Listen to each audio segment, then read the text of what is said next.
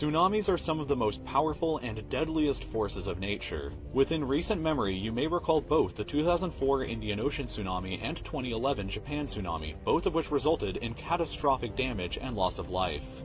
The Indian Ocean tsunami happened after a massive earthquake struck here in the Indian Ocean. The earthquake itself released more energy than every single explosive detonated in the entire Second World War, including the nuclear bombs. This enormous amount of energy created a tsunami that reached heights of 30 meters high in some places, or about the height of 17 people stacked on top of each other. The waves smashed into Indonesia, South Asia, and the east coast of Africa, punching as deep as 2 kilometers inland from the coast in some places. As you can see from photos like this one, the damage in these places was often extensive.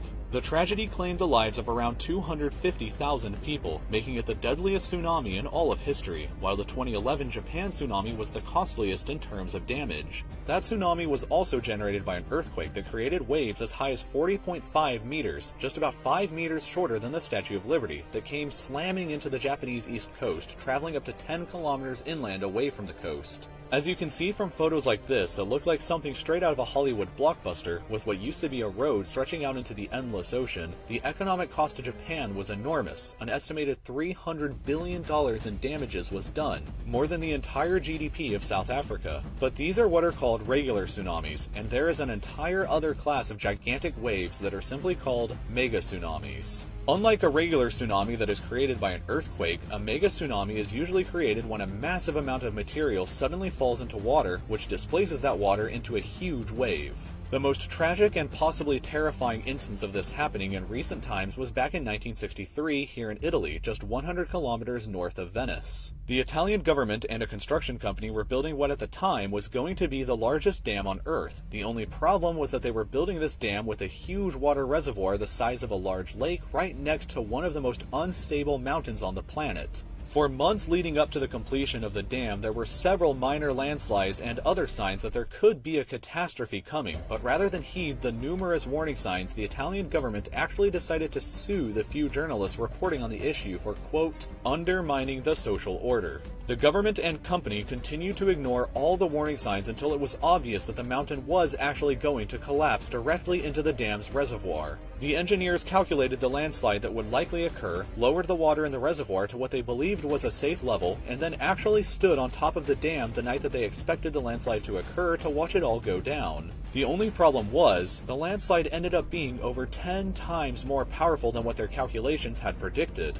This is a view of that mountain today. This right here used to be the reservoir, and all the land that's there now came crashing off the mountain from these areas that are now exposed white rock. This tremendous amount of earth and rock fell into the reservoir in a matter of seconds, completely filled the entire reservoir, and generated a wave 250 meters high that flew over the top of the dam and into the villages below. The wave was almost the same height as the Transamerica building in San Francisco for some reference, and caused an impact crater 60 meters deep and 80 meters wide when it slammed into the ground on the other side of the dam. If you were standing from this angle looking up at the dam at the exact moment that the wave came over it, the entire sky that you see in this picture would be completely covered by water. This photo was taken in the town of Longarone, which before the mega tsunami looked like this, but afterwards looked like this, completely destroyed. Around 2,000 people lost their lives in the accident, but it's not actually the largest mega tsunami even in recent history. That distinction would have to go to a mega tsunami that happened here in Lituya Bay, Alaska back in 1958. A powerful earthquake caused a massive landslide to occur here at the backside of the bay. The huge amount of land that came crashing into the bay created a titanic wave 525 meters high that slammed into this part of the bay, completely went over it and smashed into the other side here, causing huge amounts of damage to the rest of the bay and destroying millions of trees. The height of this wave was over 100 meters higher than the tip of the Empire State Building, and just 16 meters short of the recently built One World Trade Center in New York City. But even this is tiny in comparison to some prehistoric mega tsunamis. The largest tsunami generated from a landslide happened around 1.5 million years ago in Hawaii, on the Pacific island of Molokai. At some point around that time, about 1/3 of the northern portion of the volcano collapsed into the ocean and generated a wave 600 meters high, which would have completely inundated the entire island of Molokai and wreaked havoc on the rest of the island chain. This wave would have been about the height of 4 Great Pyramids of Giza stacked on top of each other, but even that pales in comparison to the largest ever known mega tsunami, which was caused by an asteroid.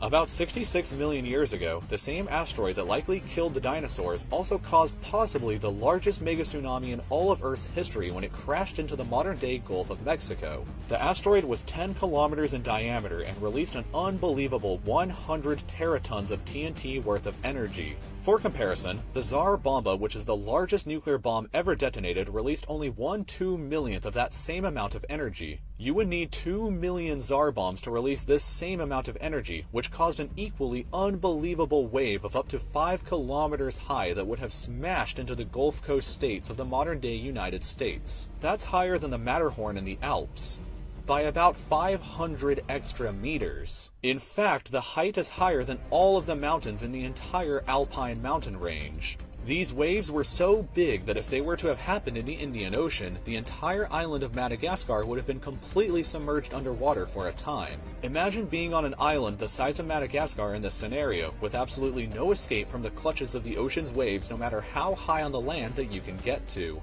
It's a weird thought, but at least it happened 66 million years ago, and there's really no fear of something like that ever happening again, right? Unless the 0.00001% chance of one of the Canary Islands collapsing into the ocean during your lifetime happens, which would cause a tsunami about 1 kilometer high and would probably wipe out the entire east coast of the United States. Unless that happens, then no, probably not. But it's still fun to think about.